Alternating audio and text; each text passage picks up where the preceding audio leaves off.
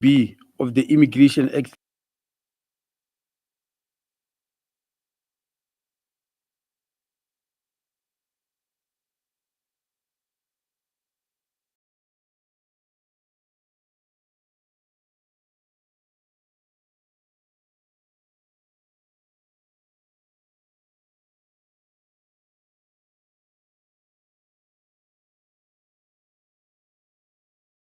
18 of 2005.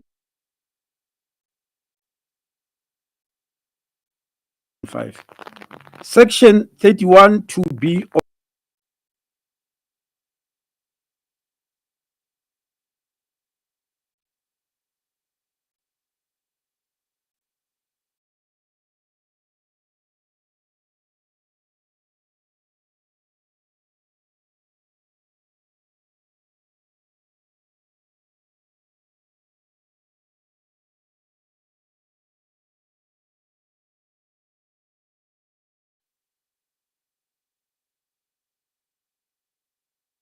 of the Immigration Act 13 of 2000 bestows upon the Minister of Home Affairs wide powers to grant a category of foreigners the rights of permanent residence for a specified or unspecified period when special circumstances exist which will justify such a decision. I have considered carefully the following special circumstances. One, the exemptions issued to Lesotho nationals will expire on the 31st of December 2023, and the validity of the exemption permits issued to Zimbabwean nationals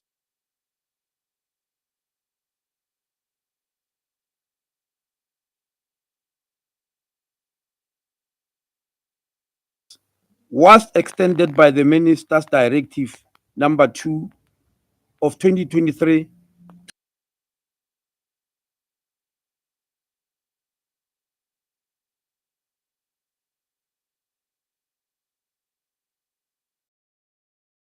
to the 31st of December 2023 from the Minister of Home Affairs, which waiver allows them not to go to the Department of Labor to look for a certificate. And I think I need to explain this further because many people don't understand it. They believe it is an issue of that happens with critical skills list. When you apply for a general work in South Africa, the act says you must go to the Department of Labor.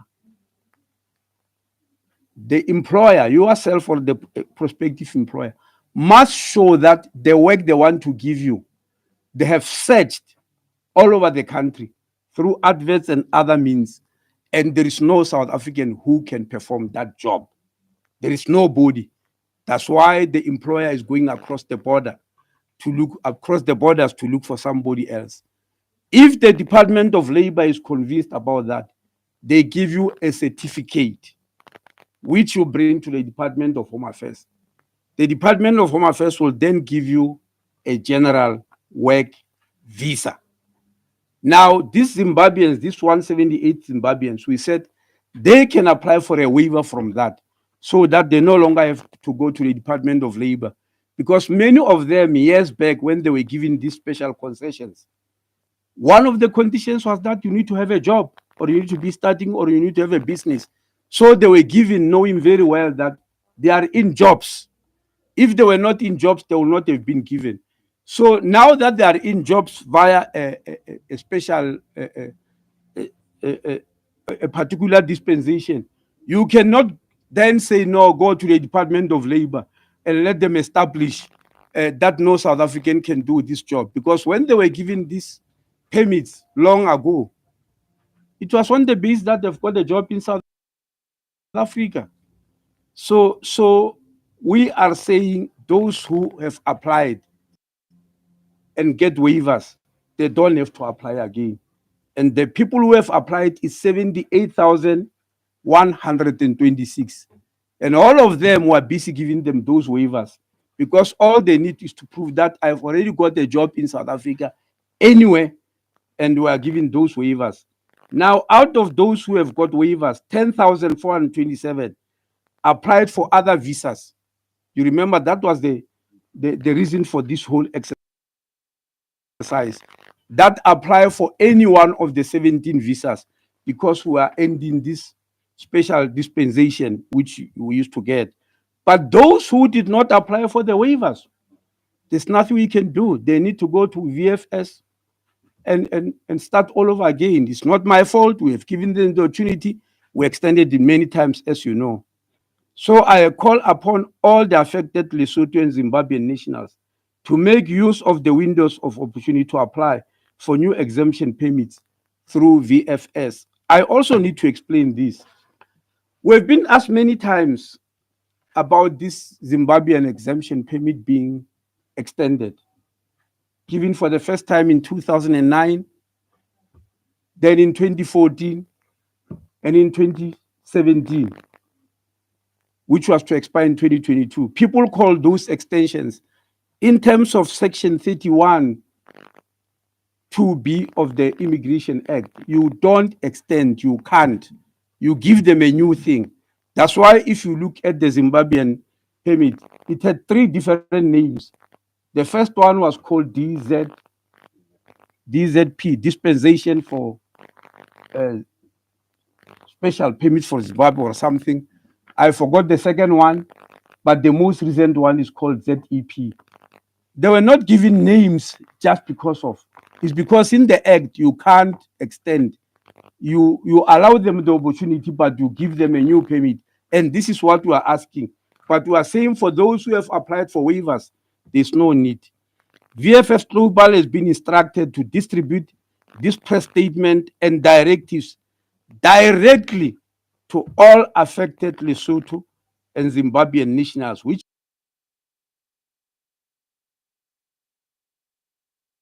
means VFS must issue more than 54,000 letters to Basotho nationals and more than 78,000 letters to, more than 178,000 to Zimbabwean nationals.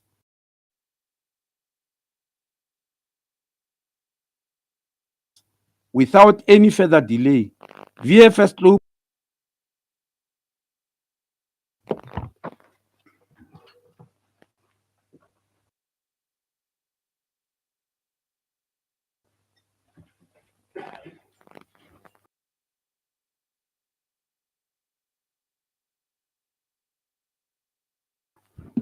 Thank you, Minister. Good people, we will now move to questions. We will start, of course,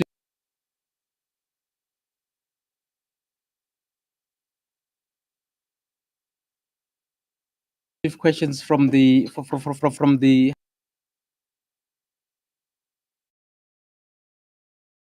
SABC.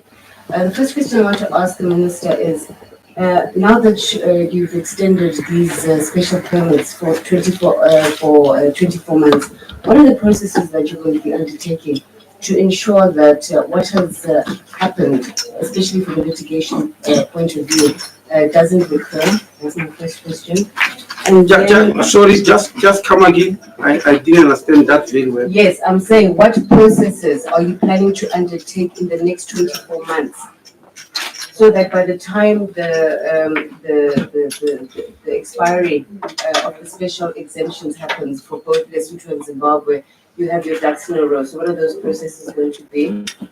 In terms of the new integrated act, in terms of the Immigration Act, the Refugee Act, etc., what are some of the reservations that you as Home Affairs will be considering in terms of foreigners, making sure that certain reservations are put in place by South Africa? My third question is, what do you attribute the low number of applications for visas, the 17 special visas, by permit holders some believe that it was because it was an expensive process and that the prospects of success were low. Those are my questions for now. Thank you so much. I see why we had only one hand. It's a representation of the minister. May we for now request responses to the first sets of questions. Yeah.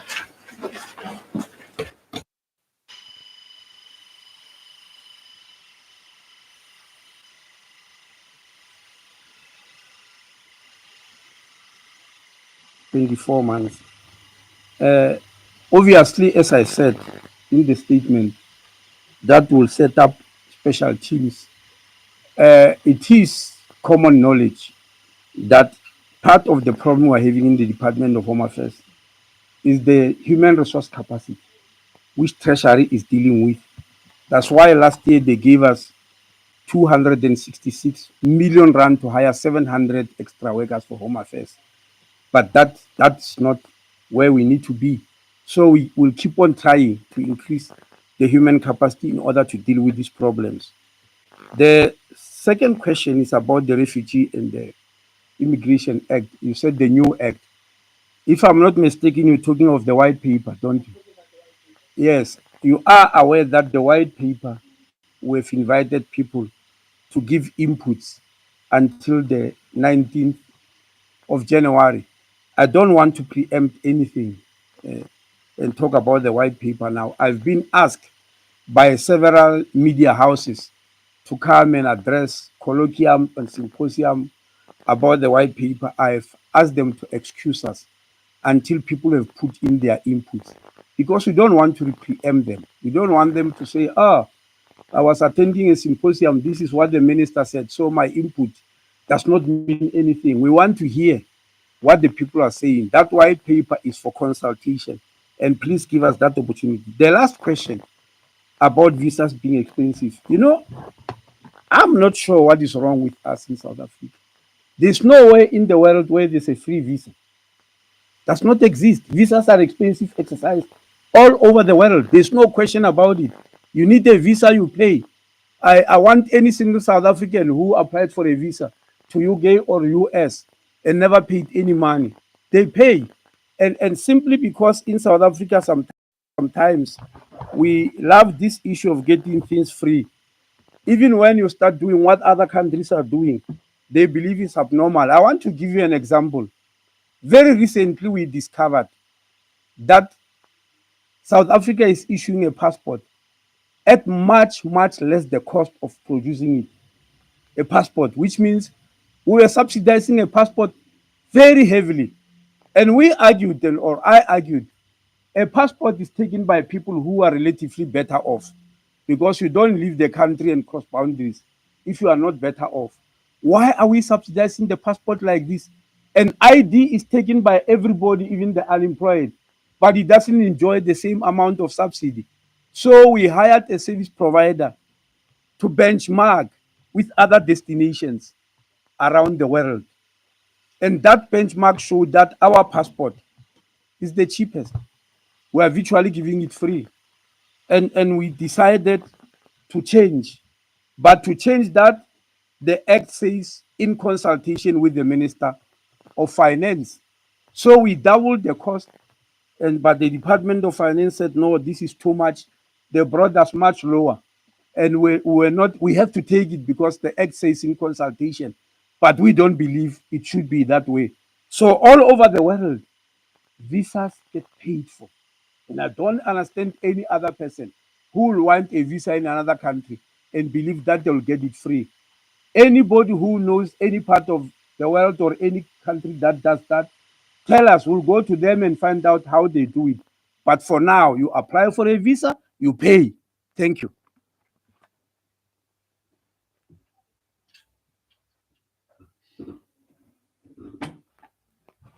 Thank you, Minister.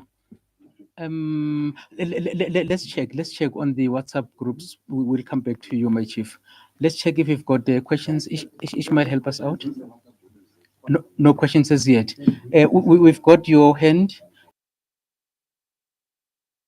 Any other hands before we take the questions?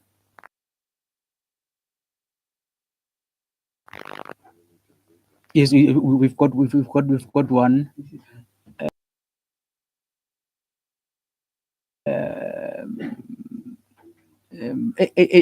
Any more questions? It's a follow-up. We will take them in this order, starting at the back, and then we'll come to your question. Oh, Minister, we're ready to take the next question. Over to you, sir. Over to you. From this from Africa. My first question is what informed the number of the issued permits? The number of the special permits to be issued to Zimbabweans and Lesotho. I see there's a difference there in terms of the numbers.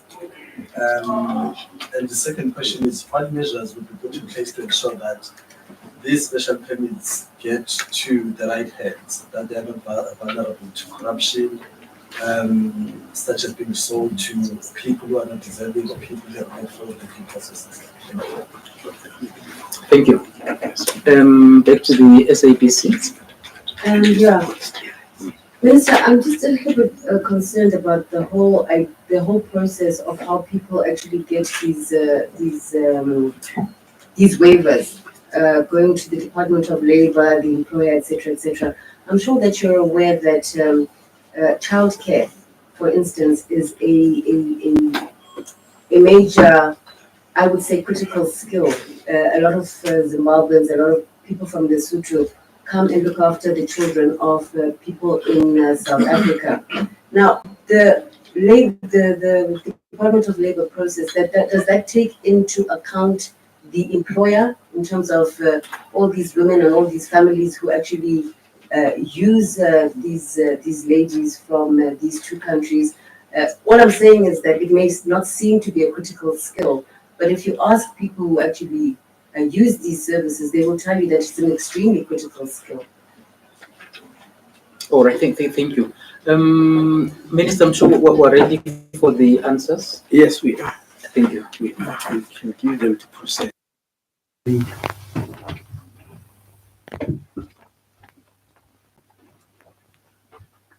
Yeah, earlier on, just before answering this question, I was arguing about the amount paid to visas. And the DG here, because he's dealing with them, just gave me some few. A student visa in the UK, if you apply to the student visa in the UK, you're going to pay 490 pounds, British pounds, which equate to 11,265 rand. That's not what we are doing in South Africa. It's far, far less than that. Visitor's visa, just to visit, for a period of 6 months, is 298 pounds, and etc., etc. I don't think I need to read them any further. The questions here for the second round.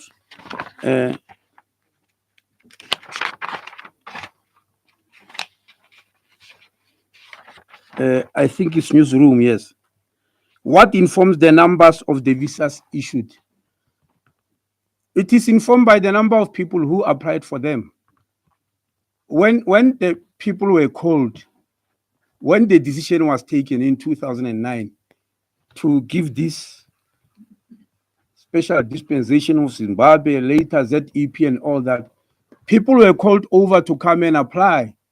And the conditions was, if you came here illegally, you don't have any other visa or permit to stay in South Africa, but you happen to have a job, or you happen to be studying, or you happen to be running a legitimate business, then come and apply and we'll give you this dispensation. So it depended on the number of people.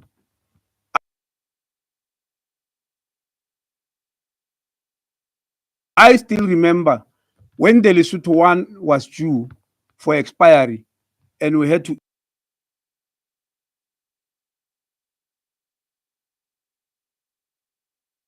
issue a new one in 2019. I received a call from the then Minister of Home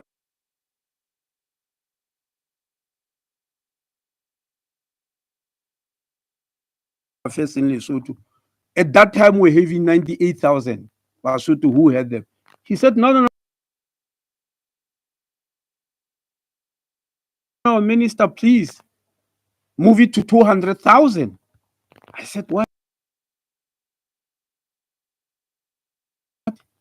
But it's 98,000 who applied for the first one, and we are dealing with them, not new ones, those who have already held it. Why now do you say 200,000? And he simply said, no. At the time, South Africa made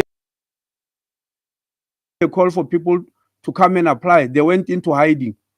They didn't come because they thought it's a ruse to send them back home. Now, when they realized that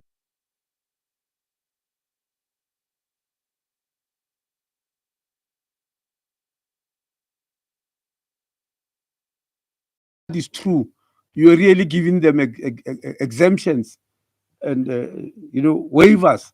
They started believing it, but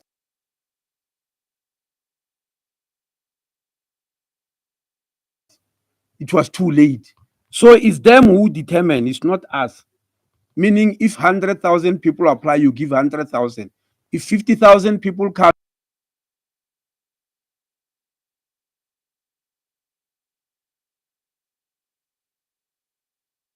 you give 50,000. If 10,000 come, you give 10,000. So it's not us we who decide on the numbers.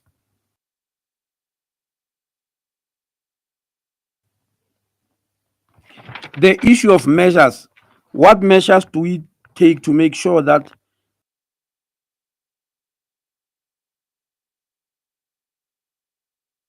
the correct person applies? When they were given ZEPs, for instance, or LEPs,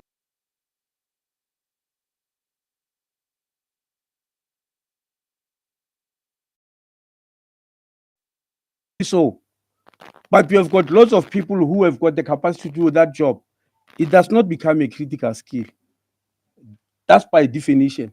That is why during around February for the past 4 years, when we were dealing with the renewal of the critical skill list, which was done for the last time in 2014, we had lots and lots of people from different professions fighting us that, no, you are undermining my profession, especially lawyers. They were fighting and saying, no, but why don't you put law here as a critical skill? Because it's important. Of course, their right is important, especially these days where everything is decided by a court of law, everything in the country. So anybody who studied law is very important. But we've got many lawyers. We've never been short of lawyers in South Africa. Nowhere there's an indication that we're short of lawyers. In 2014,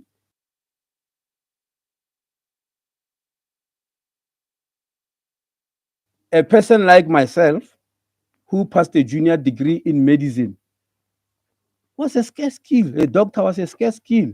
Or anybody who has done nothing. I mean, nursing, not nothing. Nursing. Anybody who has done nursing, that situation has changed dramatically because the medical school started, graduating more and more doctors. Round about 2010, when 2009, when I became Minister of Health, we were sending 60 students to Cuba to study medicine. We later increased it to 80. In 2011, we increased it to 1,000 per annum. And we continue doing that for quite a long time. 1,000 per annum. That should make a very big difference. So it stopped being a scarce skill. But people are fighting and saying, no, you are demeaning doctors. Nursing is no longer a scarce skill in South Africa, except 4 categories of nurses. They are a very scarce skill anywhere in the world. That is a theater nurse. That is an ICU nurse.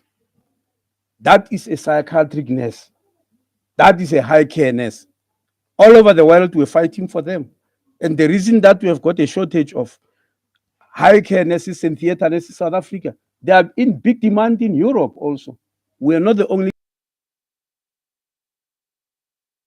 country that has got a shortage. But ordinary nursing profession out of those cannot be a scarce skill. Same as medicine, I've already given you an example. A person like me who has got an MBCHB, it's not a scarce skill. The scarce skill are specialists. You are a neurosurgeon, you are a cardiac surgeon, you are ENT specialist, you are ophthalmologist. All those are scarce skills. But ordinarily, medicine was a scarce skill from there. So it's not about importance, ma'am. And so if there is anybody who can convince me that taking care of a baby is a critical skill, meaning it's a very important job needed by the economy, and we have got no South Africans who are able to take care of babies, I'm going to deny that. I won't accept it. It's not true. When the war with truck drivers started in Durban, I was just arriving in Home Affairs when the truck started burning. We met the owners of the trucks to argue because the unions were saying, no, we as South Africans are being thrown away. Nobody is hiring us. And that's why there is a fight. Where are we going to work? We are also drivers. But only people from other countries are being hired. So we asked the truck drivers, is that true? The truck owners, is that true? They didn't deny it. But they said some of our trucks are a scarce skill. And if it's a scarce skill, we can take people from other countries. What does it mean? It means there are no South African truck drivers who can drive such a truck. It means so. And I told them straight that time, I was just arriving, I said, no, I don't believe it. Then I said, even if it might be so, let us see if it is on the scarce skill list. And who draws the scarce skill list? Who developed it? By law, it's gazetted by the Minister of Home Affairs. But we are not the ones who developed in Home Affairs this scarce skill. We don't have the wherewithal or the knowledge or the capacity. We don't have. We go to the Department of Higher Education. That's where people are trained in skills. And we said, please develop a scarce skill for us. Even them said, no, they don't necessarily have the capacity. They send it to the Human Science Research Council to research it. Look at the labor market survey of the country and research it. When they finished their research and wrote the results and write the results, they send it to NETLEC. You are aware that NETLEC is an institution that consists of government, of business, of labor, and of civil society. They sit there and debate these issues among themselves. Employers and employees and government and civil society, ordinary men and women who are represented in NETLEC. Then they say, yes, these skills are scarce. At no stage have they put child minding to mind the child as a scarce skill. That's why I respond to you like that, babe. It's not scarce. It's only that employers just prefer. Yes, it's a preference. And so we can't work with preference of individual employers. I hope I've answered you fairly. Thank you.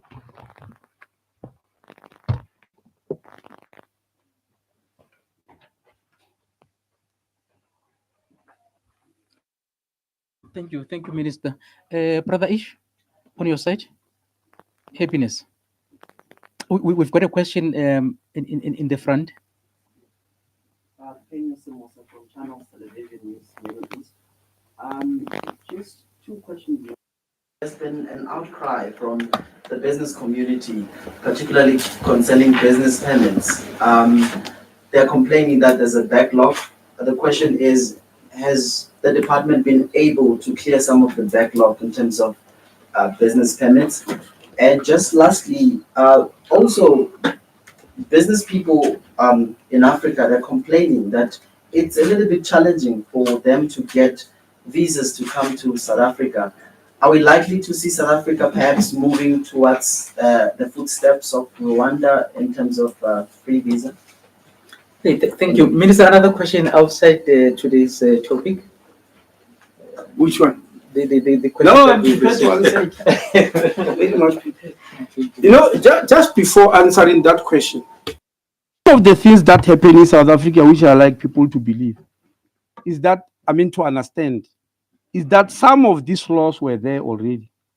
This is the Immigration Act passed in 2002, part of which in the white paper, not part of it, all of it, we want to repeal and start from the scratch.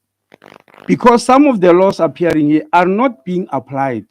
And people believe when we start applying them, we're starting a new thing. I want to read this on the work visa. This is Regulation 18 of the Immigration Act 2013 of 2002. Regulation 18.2 says, the employer shall ensure that passport of his or her employee are valid at all times. No, that's not the one I want to read. That's section 3. An application for a general work visa shall be accompanied by 1, a letter issued to the prospective employer by the Department of Labor to the effect that a certificate has been issued to the department confirming, number 1, that despite a diligent search, prospective employer has been unable to find a suitable citizen or permanent resident with qualifications or skills and experience equivalent to those of the applicant. That's what the certificate is looked for. Have you searched all over South Africa and found that there is absolutely nobody throughout the length and breadth of South Africa with 62 million people who can perform that work? Number 2, the applicant has qualifications or proven skills and experience in line with the job offer, with that job that is being offered. And 3, which is being ignored, which causes my sister this preference. It says the salary and benefits of the applicant are not inferior to the average salary and benefits of citizens or permanent residents occupying similar positions in the Republic. I'm sure you are aware, because we have said this many times, the Minister of Labor said it, that employers prefer to hire certain people from outside the country because they pay them lower wages. But the Act clearly say, you hire that person from outside, it must be clear that their salaries and benefits are not inferior. They must be equal to somebody who is a South African. I can assure you with my eyes closed, this has not been applied in many instances. And in Home Affairs, we are going to push for that. Number 4, the contract of employment stipulating the conditions of employment signed by both the employer and the applicant is in line with the labor standards in the Republic and is issued on condition that the general work visa is approved. These are the conditions in the Act, which in most cases are not being uh, uh, uh, followed. I've now spoken about something else. I forgot the 2 questions I'm supposed to answer. If you can help, Chief. The one minister was on, I think, Penny, we spoke about delays with regards to the issues of business. Yes. To my knowledge, and I was just asking the DG before standing up, we don't have any backlog on business visas. We have got backlog on dependency visas. And time and again, we are told this, that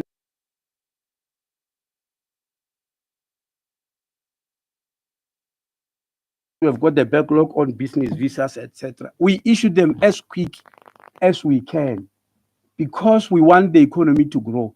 The backlog we are having and we are looking for solutions is dependency. That means any business person who comes here, they would like to come with their spouse and the family. That's why we are having it tough, because we have taken all our resources to deal with the business person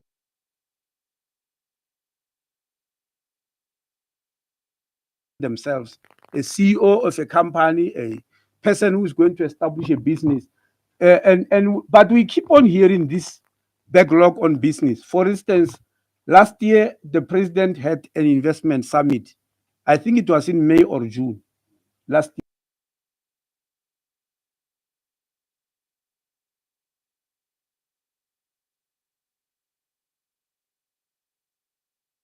year. There were about 20 companies which pledged that they will, MTN, Mercedes, German Development Agency, and all that. They pledged that they want to invest in South Africa.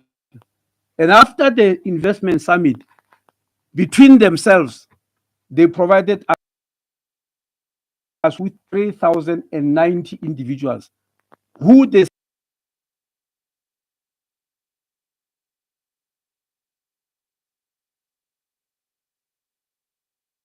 said must come from other countries to come and implement that investment. 3,090.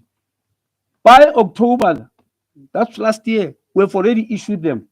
But in January, we had an outcry that we are collapsing business, we're doing nothing, and all that. I am not sure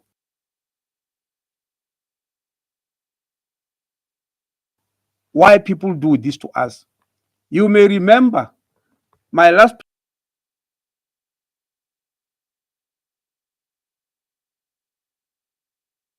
press conference here, for which I was reprimanded, especially by ENCA, and I'm apologizing to them today.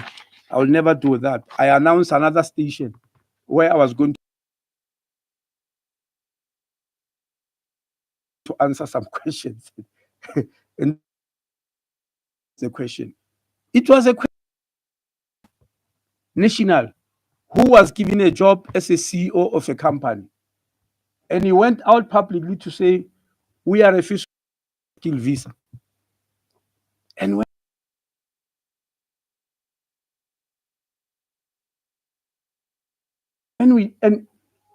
Business Unity South Africa came to thrash us, 702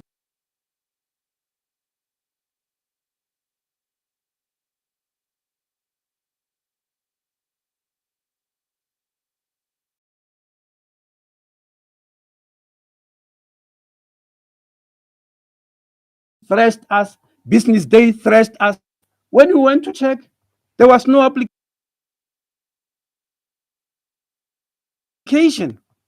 It was not there. And I said, that's how the dark fears that we issue an application to anybody who did not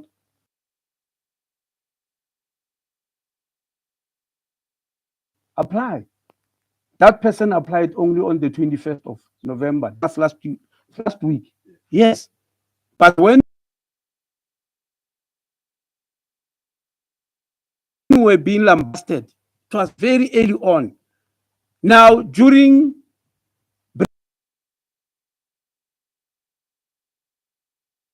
breaks, I received a message from my colleague and worked with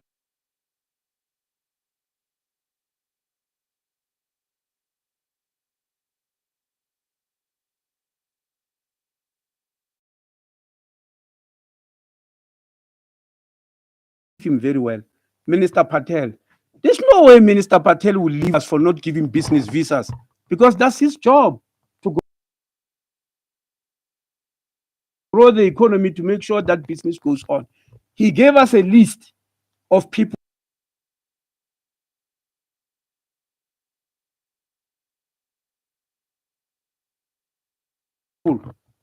who said they want to come to BRICS, but they are not getting visas.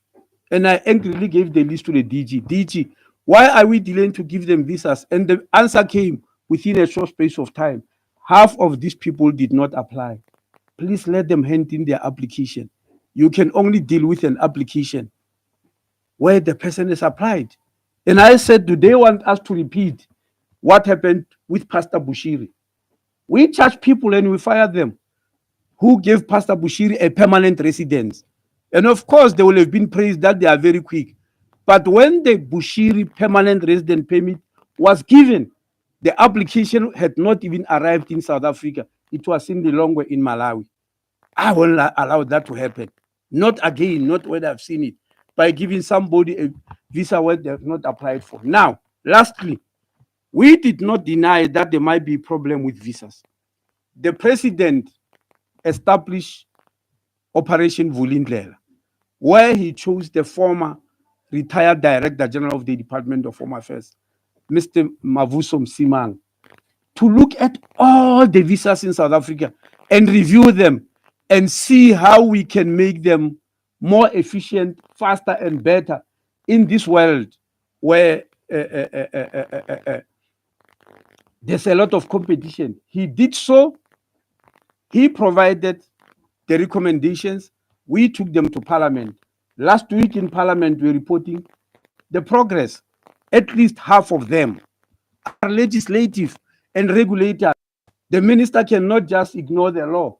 We have put up processes to change that part of the law if it's the one that is delaying us. For instance, in the past, they will say, when you apply for a visa, we need an X-ray of your chest. We've done away with that because as a doctor, I was asking myself, as this thing put here, I don't even have an idea why it was put there, what we're trying to achieve. We threw it away immediately because it's not in any law, it was just a practice. There was also a practice that when you come from, when you are a multinational company moving all over the world to run your company, if you have to come to South Africa, you must get to run your company. If you have to come to South Africa, you must get a police clearance from each country where you have applied. We've done away with that. We said it doesn't make sense. You know, we've done away with the period because it was saying where you have been for 5 years at least. We've done away with that. We reduced it to 12 months. So we are really trying something. The last question is about visa-free for tourism. And I want to give you the figures. In Europe, 44 countries in Europe, they don't need any visa to come to South Africa. You just wake up, you take your passport and you run. We don't demand any visa from you. Whether you are coming to see Kruger National Park or Table Mountain, you want to go to Durban and all that, there's no visa needed. 44 countries in Europe. You can see it's almost all of them. 26 countries in Asia, they don't need any visas to come here. 36 countries on the African continent, they don't need any visas to come here. 19 countries in North America, that include the US and Canada and all the other island countries that are mostly English speaking, they don't need any visa to come here. 11 countries in South America, and you can calculate how many countries are there, and 3 countries in Oceania, around Australia and them. If you calculate your figures very well, they'll give you 134 countries. We've got 134 countries around the world who can just come here without a visa, and we allow them in. Those 34 that are left, we've given them an e-visa, whereby you don't have to go to the mission to apply. You apply online at your home, in whatever country you are in, and then they come straight to Pretoria, no longer to the mission where we've been. And Pretoria issues an email and say, take this email, go to the airport and come to South Africa. That's an e-visa. So we have done that, but that's for visitors. We are now piloting for general work visa, for study visa, and for business. We are for those who need visas. But the majority of countries don't need any visas whatsoever. So it's not only Rwanda that is given visa free. We also do that, but you don't do to all countries. Because when you issue a visa free status, you look at 3 things. 3, and that every country in the world is doing that. 1, if you issue this visa, can you guarantee the safety and security of people in your own country? Can you? Number 2, can you guarantee the sovereignty of your country? And number 3, what are the developmental needs of your country as opposed to the other country that you are giving this visa? Where are you in terms of development? Do you need the country more than it needs you? Even if the country does not give you visa free, can you survive without them if you also don't give them visa free? After you answer those three questions, you then decide to give visa free. It doesn't happen automatically. And the conditions which Rwanda follows will be markedly different from the conditions that South Africa follows. They are very, very different. And I want to give you an example. And sometimes when I mention it, people get angry. In May 2019, I extended visa free to 6 countries around the world. One of them was Saudi Arabia. I said they must come here visa free. Let me not mention the others because it's not relevant. And we gave Saudi Arabia, but Saudi Arabia will never give South Africa visa free. And people said, no, what about reciprocity? They are cheating you. No, no, no.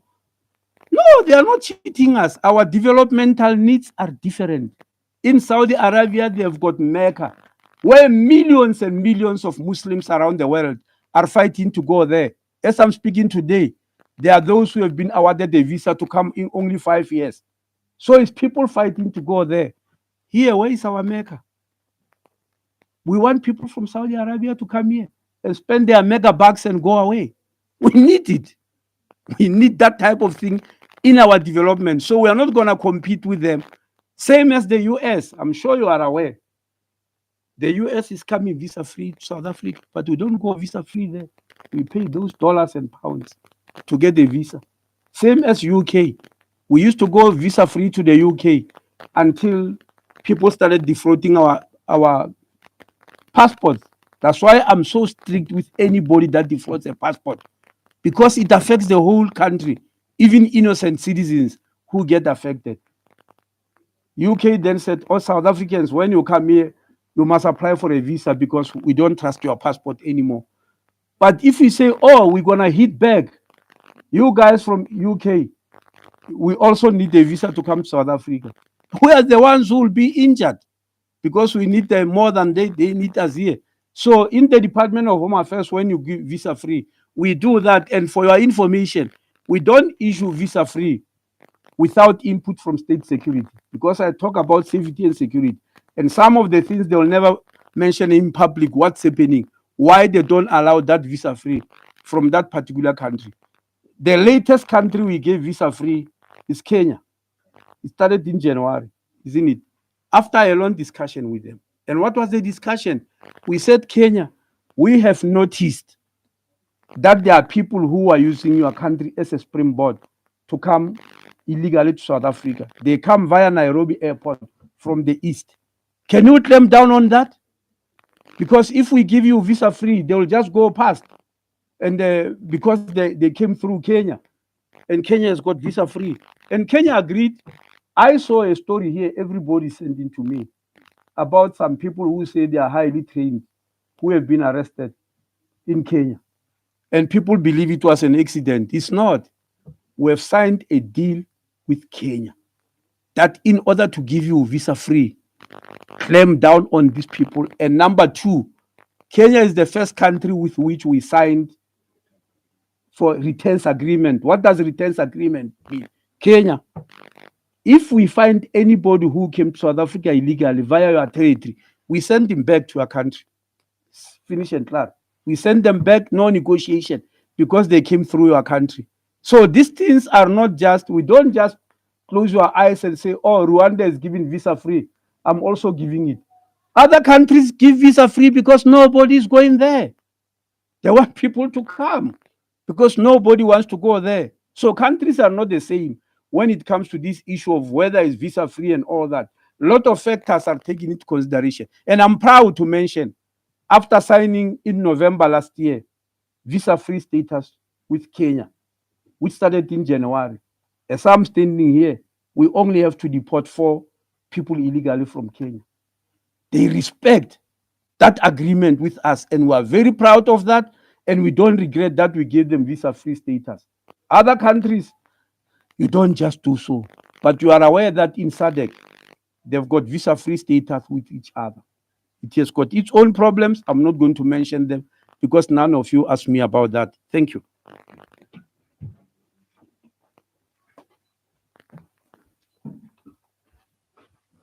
Thank you, Minister. Quite comprehensive, such that I trust that we have come to the end of this media briefing. Unless there is a burning issue, Minister, somewhere that we are missing out. I see joy across. We're also covered on the WhatsApp groups. Thank you very much for your attendance and participation at this briefing. Thank you, Minister. Thank you, DG.